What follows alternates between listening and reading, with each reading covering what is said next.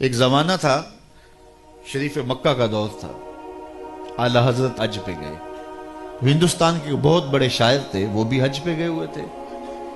پرانی تصویر اگر کسی کے پاس ہو، گنبد خضرا کے پاس 2 کھجور کے درخت تھے، اب تو نہیں ہے، تعمیری ضروریات کی وجہ سے ان کو ہٹا دیا گیا۔ تو شاعر نے اپنے انداز میں ایک تخیل باندھا اور اس نے کہا، کب ہیں درخت گنبد شہ والا کے سامنے، کب ہیں درخت گنبد شہ والا کے سامنے، مجنوں کھڑے ہیں خیمہ لیلا کے سامنے۔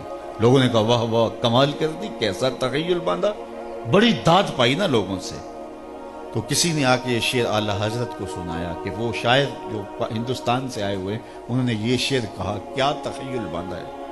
اعلی حضرت شعر سننے کی دیر تھی، چہرے پہ جلال آ گیا، رگے غیرت پھڑکنے لگی۔ کہا، اس کو یہ جرأت کہ میرے رسول کے روزے کو لیلا کے خیمے سے تشبیہ دی، لیلا کی اوقات کیا ہے؟ تھر تھر کانپنے لگے۔ کہا، بلا کے لاؤ، اسے بلایا گیا، حاضر کیا گیا۔ اس کا خیال تھا مجھے داد ملے گی، لیکن کہا کہ تو نے رسول کریم کے روزے کو تشبیہ دی لیلا کے خیمے سے؟ تو ہاتھ باندھ کے کھڑا ہو گیا، حضور میری توجہ ادھر نہیں گئی۔ تو فرمایا اس کی اصلاح کر لو۔ جی حضور آپ اصلاح دے دیجئے۔ فرمایا تمہارا مصرع اولا ٹھیک ہے، مصرع ثانی میں اصلاح ہوگی۔ اس نے یہ کہا تھا، کب ہیں درخت گنبد شہ والا کے سامنے، مجنوں کھڑے ہیں خیمہ لیلا کے سامنے۔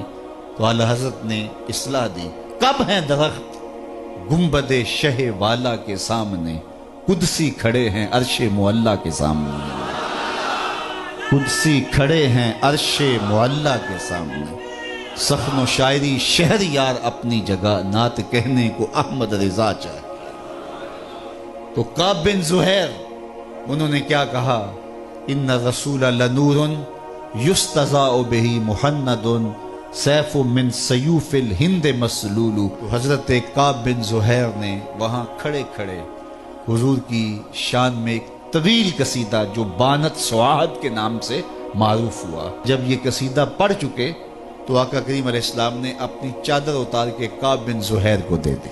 اس لیے ہم یہ کہتے ہیں کہ اگر آپ ثنا خاں کو بلائیں، نعت خاں کو بلائیں، اس کو بعد میں آپ نذرانہ دے سکتے ہیں، اس کو جو ہے وہ آپ چادر دے سکتے ہیں، اس کو جبہ دے سکتے ہیں، اس کی جو خدمت کرنا چاہے کر سکتے ہیں۔ یہ میرے حضور کا طریقہ ہے۔ لیکن یہ تماشا نہ لگائیں، یہ برستے ہوئے نوٹ اور پھر یہ جو رنگ ڈھنگ ہمارے سٹیجوں کے اوپر ہوتا ہے، اور پھر جس شعر پہ نوٹ آ رہے ہوتے ہیں وہ شعر بھی 6 بار پڑھا جاتا ہے۔ وہ کہتے ہیں یہ شعر چودھری صاحب کے نام، اور سارے شعر حضور کے نام۔ چودھری صاحب کے نام کوئی شعر نہیں، سارے شعر میرے حضور کے نام ہوتے ہیں۔ نعت کا ایک ایک مصرع، ایک ایک لفظ، ایک ایک حرف اور ایک ایک نقطہ میرے حضور کے نام ہے۔ پورا شعر نام کر دیا، کیوں؟ اس نے ذرا پیسے زیادہ دے دیے تو اس کے نام ہی شعر ہو گیا۔ یہ کون ہوتا ہے اس کے نام شعر کرنے والا؟ یار یہ تو چودھری صاحب ہوئے، کون ہے جس کے نام شعر ہو، جو حضور کا شعر ہو۔ جب حضرت سید صدیق اکبر پہ آخری وقت آیا نا، آخری وقت، تو پھر ام المومنین سیدہ عائشہ رضی اللہ تعالیٰ عنہ نے جب اپنے باپ کے وہ لمحے دیکھے تو ان کی زبان سے محبت پدری کی وجہ سے بے ساختہ نکل پڑا، وَأَبْيَضُ يُسْتَسْقَى الْغَمَامُ بِوَجْهِهِ۔ یہ حضرت نبی رحمت کے چچا جان نے حضور کے لیے یہ ایک شعر کہا تھا، تو چہرہ اس طرح تم تما رہا تھا، تو یہ مصرع ان کی زبان پہ آ گیا۔ تو حضرت صدیق اکبر اس وقت سانس آپ کی ٹوٹ رہی تھی، ایسے سر کیا اور کہا، ذاک رسول اللہ، یہ ابو بکر کی شان نہیں، یہ میرے رسول کی شان ہے۔ تو نعت کا شعر تو نظر نہیں کیا جا سکتا۔ حضرت ابو بکر صدیق جو رسول اللہ کا عکس ہیں، اور وہی جلوے ان کے چہرے کے اوپر پڑے ام المومنین کو دکھائی دیے، تو نے کہا ذاک رسول اللہ، نہیں یہ شان میرے حضور کی ہے۔ چودھری صاحب کون ہوتے ہیں؟